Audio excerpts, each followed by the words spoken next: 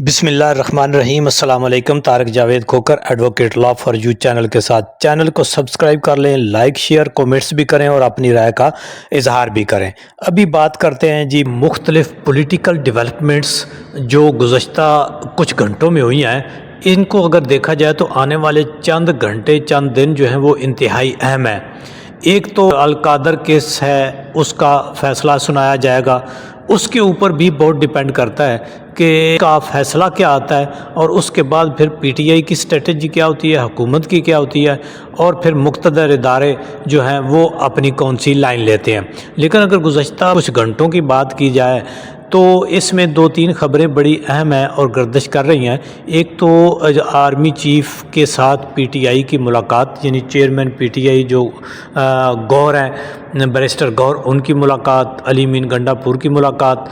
अगरचे दोनों साइडों के ऊपर जो है वो अब इनका मौक़िफ़ किसी हद तक आ गया है। पीटीआई की तरफ से तो आप ये कह सकते हैं कि ऑफिशियली उनका मौक़िफ़ आ गया है। बैरिस्टर गौर ने उनकी तस्दीक की है और फिर उसके साथ जो है उसको इमरान खान के हवाले से भी आ गया है कि उन्होंने इसको खुशाइंद करार दिया है। अली मीन गंडापुर ऑलरेडी जो है वो इसके ऊपर बात कर चुके हुए हैं और बज़ाहिर तो ये लगता है कि ये मुलाकात हुई है। इन तमाम जो डाट्स हैं इनको अगर आपस में मिलाया जाए तो ये मुलाकात हुई है। अब इससे आगे जो है इसके अंदर क्या क्या डिस्कशन हुई, इसके ऊपर जो है कंट्रोवर्सी उस वक्त आ गई जब जो अस्करी ज़राए के हवाले से एक ख़बर जो है वो मीडिया के ऊपर आ गई।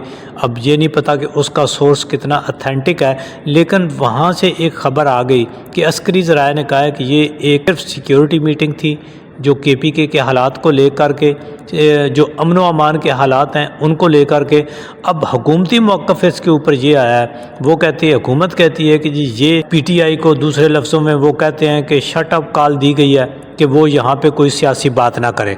लेकिन इसमें वज़न जो लगता है वो गौहर साहब की बात पे इसलिए लगता है कि एक तो इमरान खान साहब को कोट करके उन्होंने बात की है। देखें, अगर वो सिक्योरिटी की हद तक ही मुलाकात होती तो जहाँ तक मेरा ख्याल है वहाँ पे जो बैरिस्टर गौर हैं उनका कोई काम नहीं था। वहाँ पर सीएम थे केपी के, उनका ही शामिल होना काफ़ी था। वो तस्वीर भी आ गई और कुछ वहाँ पे उन्हें खाना कोई ख़बरें भी लीक हुई थोड़ी बहुत। बहरहाल ये जो कुछ भी है, अगर तो ये मुलाकात हुई है और अच्छे माहौल में हुई है और इसमें जो कोई दोनों तरफ से बर्फ़ पिघली है तो ये इंतहाई अच्छी बात है। जिस तरह इमरान खान साहब ने कहा कि ये मुल्क के लिए बहुत बेहतर है, अपनी अपनी अनाएँ जो हैं उनको लेकर एक जो है वो पोजीशन लिए रखना, बातचीत का शुरुआत होना, ये एक बहुत अच्छी बात है। लेकिन दूसरी तरफ देखा जाए तो हुकूमत की तरफ से इसमें फिर एक शातराना और शरारतबाजी वाली बयान दागा गया है हुकूमती हलकों में। ऐसे लगता है कि वो मुल्क के अंदर एक अमन, हारमनी और पॉलिटिकल स्टेबिलिटी और मुल्क के फ़ायदे में देखा ना जी। वो तो देखा जाए तो जो पूरा मजमूआ इस वक्त मुसल्लत है फार्म 47 वाला, इनमें ना कोई मुल्क का एहसास है, ना आइन का, ना कानून का, ना आवाम का। उनको तो अपनी ज़ाती इक़्तिदार, ज़ाती माल, ज़ाती लूट मार, ज़ाती केसेस, उनसे बचना उनका मामला है कि जी वो कहें कि हमें जो हमारी लूट मार है उनको कोई ना पूछे। तो इस हवाले से आवाम को अगर इस मुलाकात से कोई मिलता है रिलीफ़, इस कर्ब से अगर आवाम निकलती है तो ये एक अच्छी बात है और होनी चाहिए, बातचीत होनी चाहिए। इमरान खान साहब का तो पहले दिन से ये स्टांस था कि वो ताकतवरों से ही बात करेंगे, उनसे ही बात करेंगे जिनके हाथ में इख्तियार है। एस्टेब्लिशमेंट है वो एक हकीकत है, उसको मानना पड़ेगा।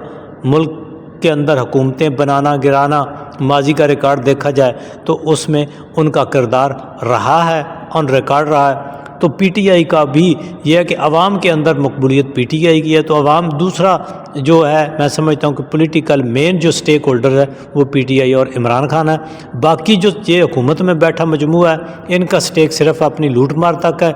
ये जब इधर से ये इक़्तिदार में नहीं होंगे या कोई गिरफ्त इनके गिर्द आने लगेगी, ये सब बीमार होकर बाहर भाग जाएंगे, अपनी जो कुछ ये पैसा जमा पूंजी है वो ये लेके भाग जाएंगे। तो दूसरी तरफ जो اہم پیش رفت ہے وہ یہ ہے کہ ایک ڈیڈ لاک تھا، بات یہ تھی کہ جی وہ کہتے تھے ہمیں آپ ریٹن اپنے دیں جو آپ کے مطالبات ہیں، اب انہوں نے ریٹن مطالبات دے دیے ہیں۔ اگر آپ ان کے ریٹن مطالبات کو دیکھیں تو وہی تمام بنیادی مطالبات ہیں، ان سے کوئی بھی یہ پیچھے نہیں ہٹے، اور یہی ملک کا مسئلہ مسائل بھی ہے کہ جی فری اینڈ فیئر الیکشن، جو فارم 47 کی بات ہے، فارم 45 کی بات، وہ 9 مئی اور 26 نومبر کے تحقیقات، جو سیاسی قیدی ہیں ان کی رہائی، اور جو گولی چلی ہے اس کا جواب، اور الیکشن کمیشن جو ہے اس کی جو ہے تبدیلی یا اس فری اینڈ فیئر الیکشن جو ہیں ان کو یقینی بنانا۔ تو یہ سارے مطالبات وہی ہیں جو پی ٹی آئی اور عمران خان پہلے دن سے کرتے رہے، یہ اور 26ویں آئینی ترمیم اس کے اوپر بڑا اہم جو ہے ان کا موقف ہے کہ اس کو ریورس کیا جائے، اور پھر جو کمیشن بنے، جو تحقیقاتی کمیشن بنے، وہ سینئر ترین 3 ججز کے اوپر مشتمل ہونا چاہیے، سپریم کورٹ کے سٹنگ جو سینئر ترین 3 ججز ہیں۔ تو اس طرح سے اگر دیکھا جائے تو پی ٹی آئی نے اپنے بھرپور مطالبات وہ حکومتی ٹیم کو دے کر اب مذاکرات کی جو آپ سمجھتے ہیں بال ہے وہ حکومت کی ڈی میں پھینک دیا ہے کہ اب حکومت اس پہ کیا کرتی ہے۔ اب حکومت کے اوپر یہ ہے کہ اگر وہ ان کو مانتی ہے تب بھی ان کے گلے کی ہڈی ہے، اگر نہیں مانتی تب بھی ان کے گلے کی ہڈی ہے۔